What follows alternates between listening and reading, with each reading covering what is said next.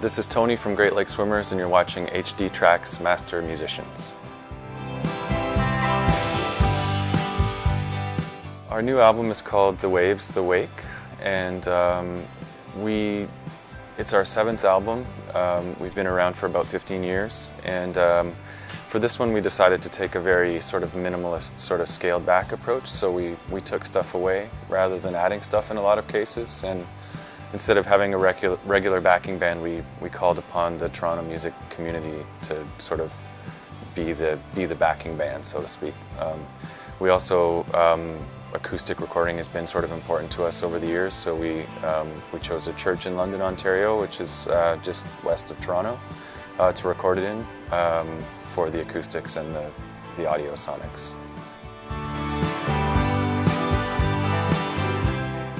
We take a lot of care into how we record our tracks, so it is super important for us for our audience to hear the songs and the tracks as closely as possible, especially given the acoustic spaces that we're in. In the example of the new album, we recorded it in a church, and I find that in recording in real time in ambient acoustic spaces, you get a real sense of what the room sounds like, and a sense of, like, especially the ambience and the reverb and all of that in the room. So definitely, like, high quality reproduction is pretty key. Even like headphone listening is like really great for our records, because you really feel like you have a sense of the space.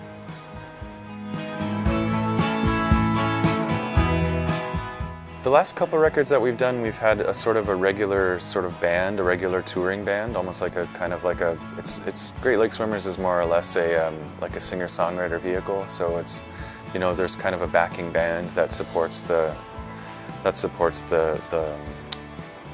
recording and the touring. And this one was like, you know, I really wanted to do something different and not rely so much on, like, you know, an acoustic guitar, you know, a guy in an acoustic guitar. I sort of wanted to leave that out, that's my main instrument, but sort of focus on a different way of sort of arranging things and calling on different people to collaborate with on the tracks. There's a track, for example, that was like based on an acoustic guitar track, but it's all it's a woodwind ensemble that's like flutes and clarinets, that is sort of like taking what I had initially done on the guitar and just making it into something different, you know, making it into like more of an arrangement instead of a guy just strumming a guitar, you know. So there's a lot more of that kind of new sonic palette, new instrument palette, really, you know, on the new album. One of the interesting things that we did in the church that we recorded in was the producer, his name is Chris Stringer, he's from Toronto, and the engineer, Alex Gamble.